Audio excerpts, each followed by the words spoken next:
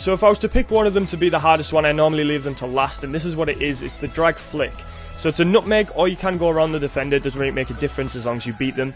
And it is all to do with emphasis. By emphasis, I mean you really need to put the dummy on the drag, because if you don't, then the defender won't move the leg, and then you won't be able to get the ball through the legs or around them with the other foot. Now, it's a combination of both feet, like I say, so you need to get used to doing it both ways, with your left or your right.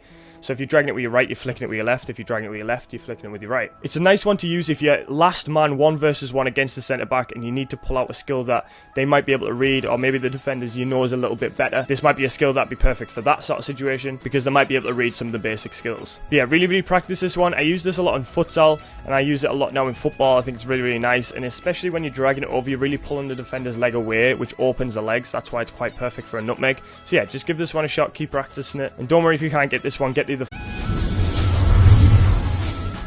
Alright, so now we're going to move on to my favourite skill, which is the roulette. Now, I've done this a lot in videos, you can see it all across my channel, but for strikers it is very important, because you can again run really fast and you can get your body in the way of the defender, and that will allow them either to take you down or you're going to beat them. There's no in between. They're either actually going to foul you, maybe get a card if they're last man, or you're going to beat them, they have to let you go past. It can be used as well by both feet, so if you turn one person one way, you can turn the other way with the other foot. Just make sure you get your body right into the defender so they cannot see the ball. If you do it too far away from the defender, they're going to read what you can do and then take the ball from you, and because of your momentum's going one way, they can then take the ball away from you and go the other direction. So make sure you're getting the body right in the way of the ball and them so they cannot see that. So like I say, I've done this a lot on my channel before, so if you want a more detailed instructions to this skill, then you can.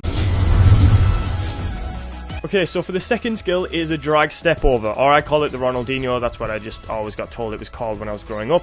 But the Ronaldinho right here is probably one of the best step overs you can use when you're running at a faster pace. Now, if you're attacking a defender as a striker and you really want to beat the centre back or the right back, left back, whoever, and you're really running as fast as you can, you want the quickest skills possible to use. Now, the elastico I just showed, you have to be kind of at a medium to 3/4 pace to do, whereas this one right here, you can be full pace. So all you're doing, you want to set your body to the left or right, depending which way you're going. So if I was going with my right foot, I'd set my body to the left of the ball, and I'm dragging with my right and stepping down with my right, pretending that I'm doing a drag flick and going out to the right, but this time I'm going to drag step over and go out to my left. Doing that gives that dummy effect. The drag is one thing for the defender to think about, then the step over is another thing, and by that time he doesn't know or she doesn't know where you're going to.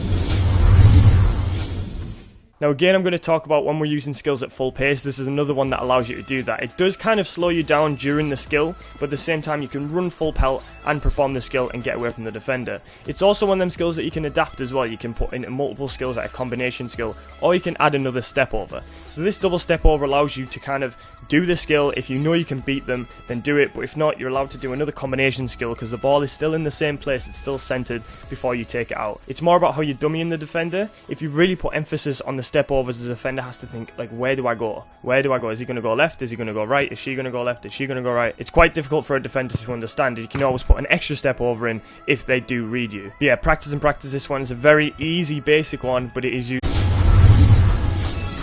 Okay, so like it says in the title, I'm keeping these very easy. I can do an advanced version if you guys are really good with skills and you want to get used to them. I can do an advanced version of this, but these are easy skills right here. So we're going to start with the elastico. Now, I've done this quite a lot in videos and stuff. It's because it's one of the main skills that I use in games and stuff like that. I feel like I'm very fluent with it. I can do it every single time. That's why I use it. And I think when you're running at an opponent, when you're 1 versus 1, it's so nice because the defender has no time to think about what you're doing. It also allows you to push it into the space as well, which is another factor. But with this, all you're doing is you're touching it with the outside of your foot and then going inside. Now, you can go inside to outside, but I'd prefer that for a winger position. For a striker, I like to go on the inside, especially if you can do this with both feet. You can come onto your strong foot or your weak foot. It doesn't really make a difference. Like I say, I've used this in a lot of videos because it is one of my favorite skills to use. So if you guys haven't done this before, then get practicing it. Even if you're at very